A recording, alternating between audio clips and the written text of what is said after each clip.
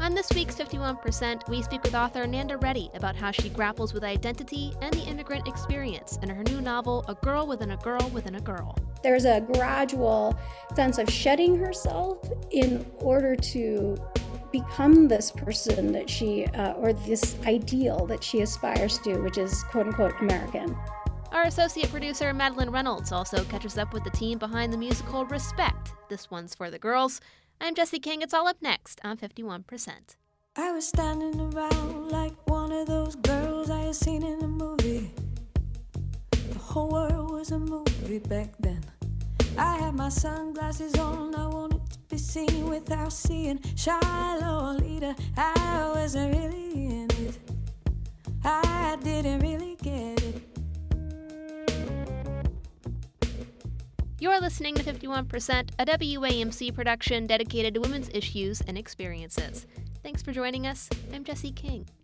Today we're talking about identity and the different roles women take on socially and in their personal lives. Our main guest today writes about identity in a very extreme way in her new novel, A Girl Within a Girl Within a Girl. Nanda Reddy is a Guyanese-American writer and former teacher who immigrated to the U.S. legally when she was a child. Her book, however, tells the story of Sunny, an Indo-Guyanese girl who is secretly sent to the U.S. to pose as a couple's deceased daughter and send money back to her family in Guyana. By the time we meet Sunny, she's had to escape her situation and change her name multiple times. She's a grown woman named Maya with a husband and family of her own, but none of them know about her past.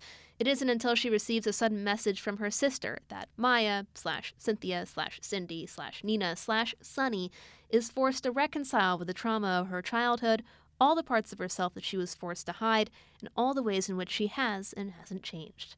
Just a heads up to our listeners that Reddy's book touches on issues like trafficking and domestic violence. If these are subjects that are triggering for you, feel free to leave and come back to us in about 12 minutes. If you or someone you love has been impacted, there are resources available. The National Domestic Violence Hotline is available 24/7 at 1-800-799-SAFE, while the National Human Trafficking Hotline is 1-888-373-7888. I initially thought it was going to be a story about Maya, the adult Sunny, and that it was going to be her hiding in this cat and mouse game with her husband and her family. And when I delved into the background of why she hid her identity, and kind of that story took over. And so the story is mainly a backstory in which you understand why Maya was forced to hide her identity. But I also wanted to touch on this feeling of the parts of ourselves we hide when we assimilate. As an immigrant, you come into a new world, and you're the minority. But you're also kind of the less than, and everything, because you've chosen this country or your family chose a country. Everything that's new is greater than and is what you aspire to, and so you hide a lot of yourself. You do this code switching thing where you hide a lot of your identity and you learn to erase it, and you also feel it's less than. So I wanted to explore that with this character in which she, there's that self-hate that sort of develops, even though she didn't start out that way when she was in her native country.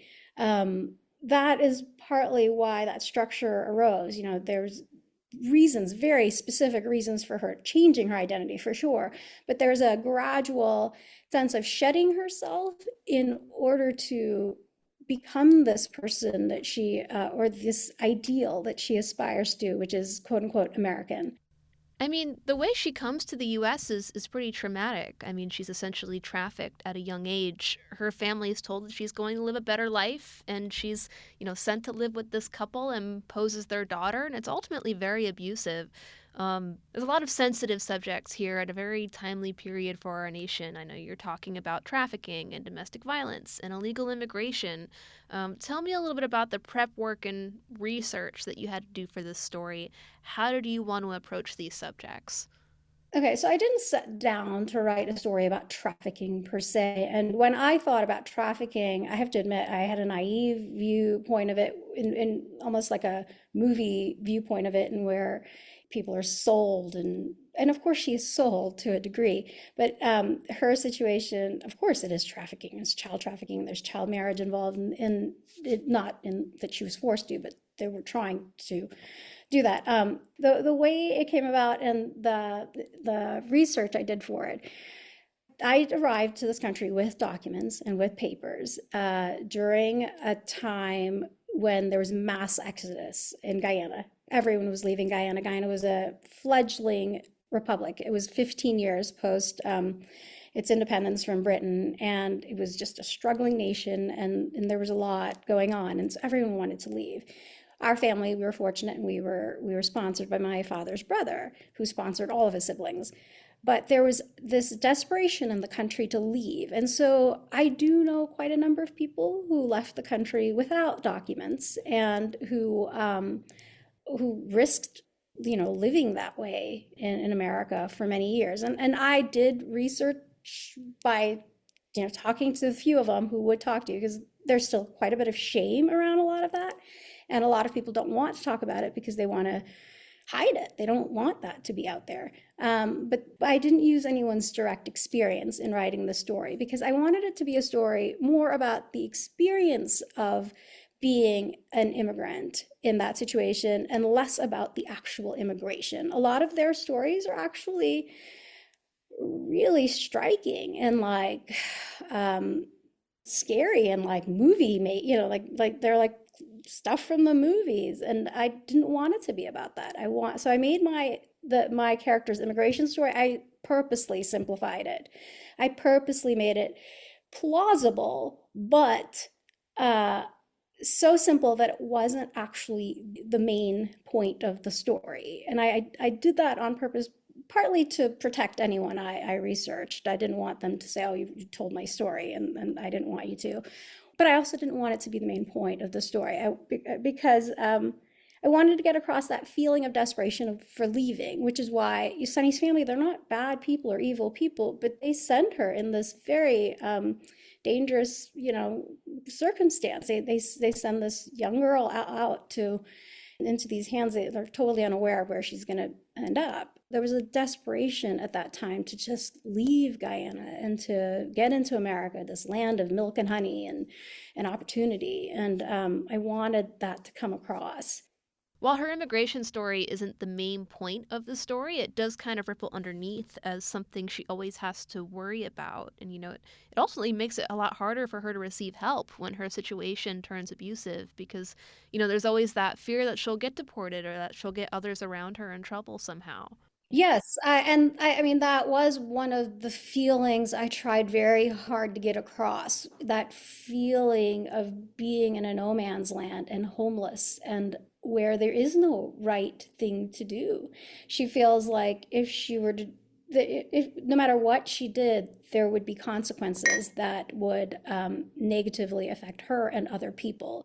And that's often the situation with immigrants who are in that situation. There are ripple effects that go out well beyond just their personhood and their situation and their status. And the fact is that, yes, there's help and there's often resources available to them that they are unaware of, maybe, and also afraid to access, with good reason, because even today, look at DACA, like people went in and they signed up and then it backfired on some people. And so, everyone has a story of where it works out well for someone and where it worked out really poorly for someone else. And so that fear is real. Again, I'm not trying to, with this book, make a statement of this is the right way or that is the right way. I just wanted to show that it's complicated and what it feels like to be in those shoes if someone were curious. Tell me a little bit about how you decided to navigate these identity and name changes. I thought it was interesting at the beginning of the book, we're years later seeing Maya as an adult and everything is in the first person perspective. But when we head into her backstory, it's all third person. So tell me a little bit more about that decision. It started that way because I, again, started the story with Maya's frame and Maya's lens. And when Maya looked back at her past, it was with quite some remove. And so she saw herself as a third person. And in some ways, even though she's not the narrator, that's how I started writing the book, in that she was narrating her childhood story, but through that third person POV.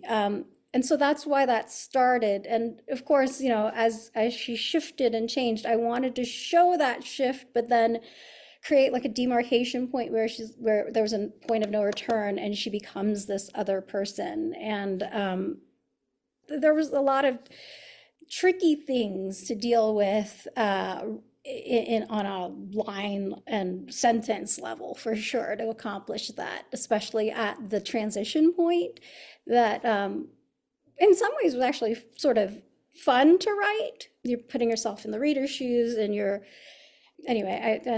then it created a complicated problem for me, which is always sort of a fun thing to solve. But on the other side of it, I wanted it to feel real, in that I kind of wanted the reader to see these iterations of self, but also still see Sunny as a whole person, and I wanted them to be able to relate too. I mean, we don't go through those sorts of changes where we're like one day called one thing and the other day called a different name, or identify with completely different name. But we do go through these seminal moments where we graduate or we get married, and sometimes we do change our names. And but we do have times when we change ourselves and we make those choices.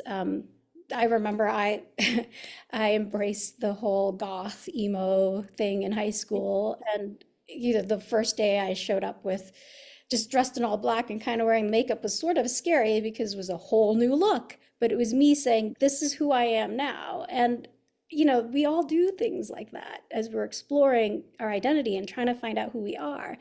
And then, then there's the time when I let it all go, when I said I was no longer that. I want to wear color and makeup and do my hair, and making that choice, shifting identities and being allowed to shift identities is a complicated thing.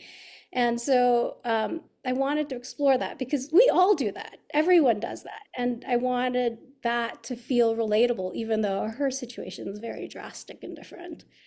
Well, I think you do a good job of navigating those transitions and, showing how Maya/Sunny changes, with there still being that core feeling of, this is the same character that I'm reading about here. And I do think it's really relatable, too, to have that hesitation to look back on your previous life, to not want to think about your past selves. I mean, my story isn't nearly as drastic, but I think of who I was as a teenager sometimes, and it just physically makes me cringe. Yes, I wanted readers to identify with that sentiment exactly, and adult readers for sure, because while we were in flux, we have this thing where, as an adult, we look back and it's sort of seamless, and we're like, oh, we always were. There was the kernel of who we were throughout, and that's true. There's a thread, and with Sunny and Maya, Cynthia, there's a thread of who she is throughout. But we go through these changes, and again, not demarcated quite so drastically, but we look back and we cringe, and we do see ourselves as they're different versions of ourselves. I had beliefs at one point where, wrote a manifesto, and this was what I believed, and and we needed to do that to become who we are, but we're also always in flux. So there's that, and that Maya is about to change, even though she is an adult and she feels fully formed. Identity is just kind of that way. And so, of course, this book touches on so many issues, but I do think identity as a theme is the overarching theme. And I think we can all relate to that. Nanda Reddy is the author of the new novel, A Girl Within a Girl Within a Girl. It's out now through Zivvy Publishing, and you can find it at most major booksellers. And a reminder, if you or someone you love has been impacted by domestic violence or trafficking, please know help is available. The National Domestic Violence Hotline is available 24/7 at 1-800-799-SAFE, while the National Human Trafficking Hotline is 1-888-373-7888.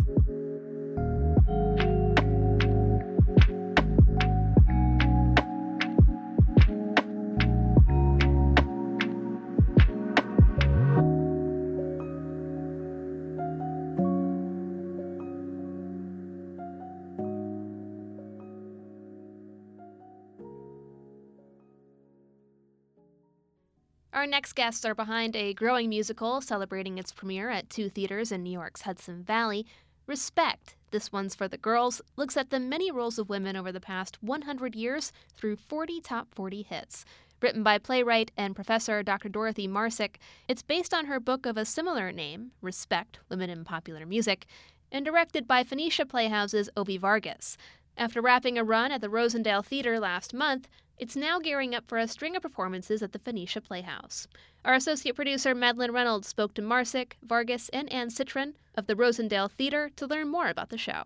Dorothy, my first question is to you. What inspired you to create and write this musical? And if you could, give myself and the listeners maybe a little sneak peek or summary about what this show is about. Well, the show is the story of women told through top 40 music, from codependent to independent, from Someone to Watch Over Me to I Will Survive. And I was inspired because I was a management professor at Vanderbilt University. It's Music City, and I started using music in my leadership seminars. And then I started to think, and I've always done things on women in management my whole career. So I thought, well, let's look at women in music. So I started doing what we call content analysis research, ultimately of over 2,000 and later 20,000 top 40 songs to see how women were depicted. And it turns out nobody had done this before. Well, I found, as I said, they went from codependent to independent. And when I would call up the publishers to ask permission to use it, because I started it as a one-woman show, and I actually sang it myself, they would go, oh, we never thought about this, the underlying meaning of the music. And so it opened in Florida in 2004, and it just went crazy. People, they were sold out for 2 months in the first week. And it's played in 100 cities and 2 years off Broadway. And so it's inspiring, it's uplifting, and it's a lot of fun. Anne, Yeah. what made the Rosendale Theater want to bring this show to life on your stage in collaboration with Phoenicia Playhouse? What was that process like? Well, last December, I went to the Phoenicia Playhouse to see their show, Patsy Cline, always Patsy Cline. And Ovi had directed it, and I thought, this is fantastic. I really believe in collaboration with other theaters, and so I asked him and his board, and they agreed to bring Patsy Cline there. And then I met Dorothy at the same time, and we just started talking about a possible collaboration again because it worked out so well. And they agreed, and I trusted them implicitly, and that's how it transpired. Was there a particular part of the show that you were really drawn to and you said, I want this on the stage? Yeah. Well, I love shows that show strong women, number one. And I also love the idea of a show about the evolution of women in general, but this took it through a musical, direction. And when Dorothy shared with me what she just shared with you, I thought, this is a fantastic thing to bring to our town. We have a lot of women in our audience, and we have a lot of women of a certain age that might really understand and be interested in this subject of how music evolved and how women became empowered. But it's not just for the girls, even though it says this one's for the girls. It's not just for the girls. Men will love it. It's fun. Every song, that I knew growing up. And the choreographer, Liz Pickley, is wonderful. And, of course, Ovi, who is directing the show. I'm glad that you mentioned Ovi because my next question is for him. So what is particularly fun and new and exciting about directing this show, maybe from others that you've done in the past? Is there a particular scene that you really enjoyed creating and are fond of? It's mostly the overall show. It's an unusual show because although it is, technically listed as a musical review, it's really more of a hybrid. It's more like a music review / musical because there's character development, even though it's short-lived. There are scenes, there are monologues throughout. So it's something that you don't usually find in a musical review, which sort of like borders more on a musical, but it's not quite a musical because the characters don't sustain throughout. So it's a beautiful sort of hybrid. I thought that's my challenge. And also the other challenge is, although this is the music of our lives, it's one of those things where you say to yourself, where was I when this song came out? It's what was I going through when this song came out that allowed this song to be part of my soundtrack. And understanding that, my job is to try to find ways to find deeper meaning within each song so that songs don't just kind of wash over you. When you're listening to our great performers sing these great songs, you go, oh, you know what? I never thought of it that way. Or, oh my God, that's really poignant. All this time, I've known this song for a long time, but now I'm hearing it with fresh ears. Like, oh, wow, this is meaningful to me. And like, I get it now. And so that's my challenge for this show. And, you know, being true to not only these two amazing ladies, you know, Anne and Dorothy, who have given me such faith and trust with this work, but also being true to the women in the show and being there for them and making sure that they look as wonderful as possible. So that's the other challenge, and I'm thrilled to be part of this. It sounds really interesting, the direction of this show. Is there a particular song or, you know, even the choreography, even though Liz is not with us, is there ways that we showcase the decade through, like, the movement, even the dancing in any way besides the music that we're taken through this journey on? Oh, for sure. And yes, you can say that about a lot of the music in this show. But one number in particular that you will really enjoy is These Boots Are Made for Walking. Love that song. So it's not just the song, it's the choreography that goes with it. It just really, really rounds it off and brings it home. It's an amazing number. Dorothy, back to you. You mentioned this in your first answer about how this was a one-woman show. And when I was reading it, I was like, wow, that's really impressive. And you did presentations, and this was received very warmly by audiences. And then this sparked a one-woman show where you performed it, I believe, across the country and in the world, to mention a few: England, Australia, Singapore.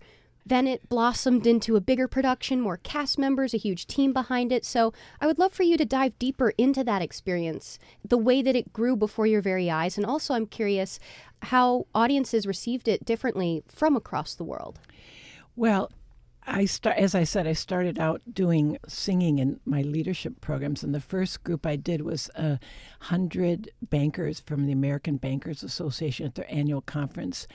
The organizer, I had her rent sound equipment and things, and then I got scared at the end. I said, I can't do this. She said, you have to, because I already rented the equipment.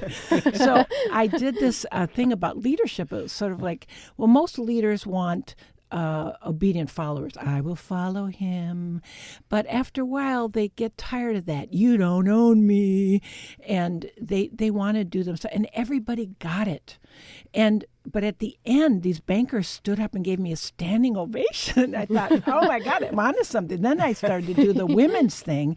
And again, I did it of Women's History Month. I was going all around the world doing it. And then people said, turn this into a musical. But the most common reply I got from audience members was, I knew the lyrics to those songs, but I never thought about them before. Johnny, get angry. Johnny, get mad. Give me the biggest lecture I have had. You know, I want a caveman. I want a brave man. You're going, what? And, you know, people will come out of the show and say, oh, I can't believe I survived all this music. But it was in our heads. But I added a lot of humor so that you could take some things that were really difficult. And I remember one guy who saw it early in Florida.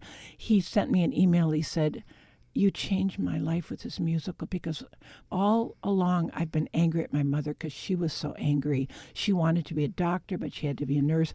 I watched your musical and I understood her. I forgave her. I walked outside and the sky was more blue. And I think, how can you do something like that? It's like so amazing to uplift hearts in that way. And initially, I was producing it myself as the four-woman show, and then it got picked up by commercial producers in Florida, and it just took off. And it's been just so rewarding to, I go there and I go, did I write this? You know, and you just see, it's really wonderful to see how it uplifts people. Yeah, that's amazing. I love that this show is providing new perspectives on songs that we all know and love from several decades, and it's really nice to hear that audience members are coming away with that after seeing the show. Is there a particular song that you think in the show, because there's a lot, that this perspective really hits home for audiences? Is there one, maybe from you as well, Ovi and Dorothy, is there one song or maybe a couple songs that you think you... I can tell you one thing. Yes. When one of our performers sings, I Am Woman, Hear Me Roar, holy crap. The way, it's not only the way it's performed, but where it's placed in the show. It leaves you with such goose pimples. I mean, it will just stop you dead on your tracks. But there's a lot of moments like that in the show. There are a lot of moments like that in the show. And also the number I Will Survive is another one where you're left like breathless. You know, it's not really just one song. It's the whole journey of music, and then there are moments throughout and scenes throughout. There are some monologues, you know, regarding like the struggles that Black women particularly were having.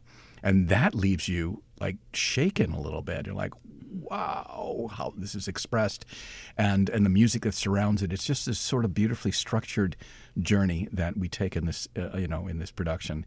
And so, yeah, I mean, there are a lot of moments throughout. Yeah. And there's some surprises, too. There was a song that was very popular in 1950 that was followed women having a lot of jobs during World War II and then losing them when the men came back. And so the number one song in 1950 was, If I Knew You Were Coming, I'd Have Baked a Cake. And you go, really? That wasn't ironic. That was real.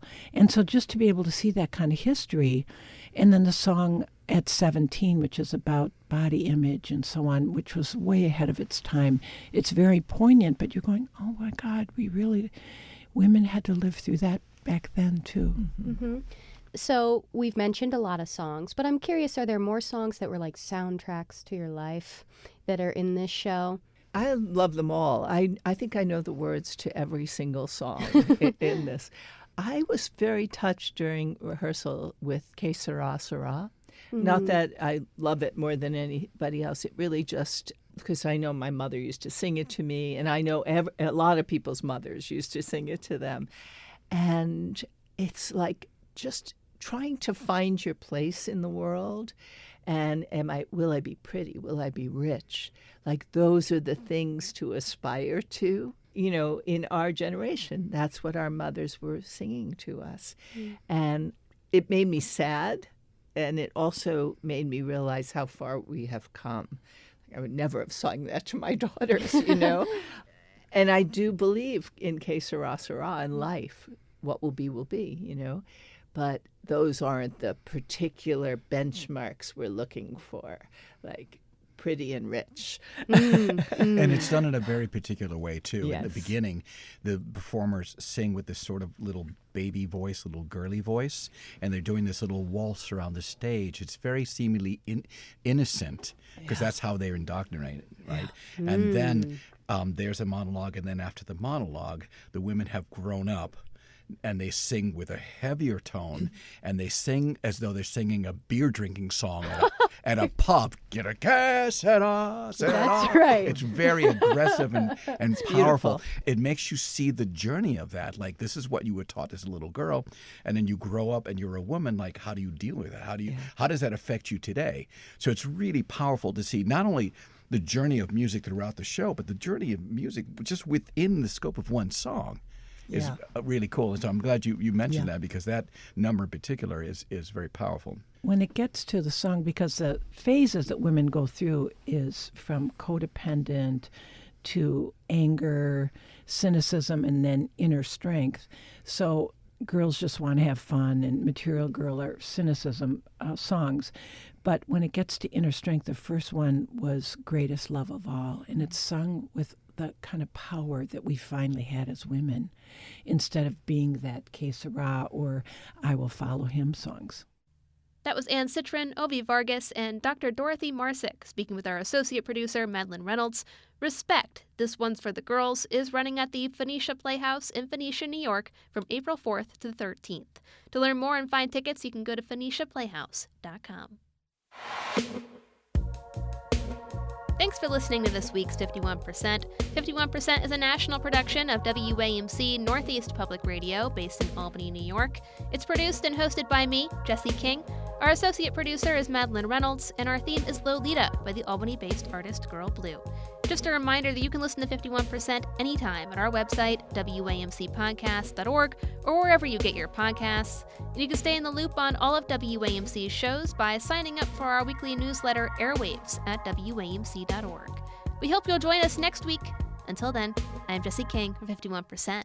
I was every single girl, I was nobody else, I was so sure of myself.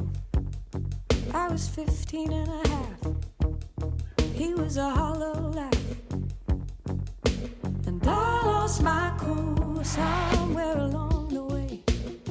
At night and down the hallway, I had to learn how to look away. I lost my cool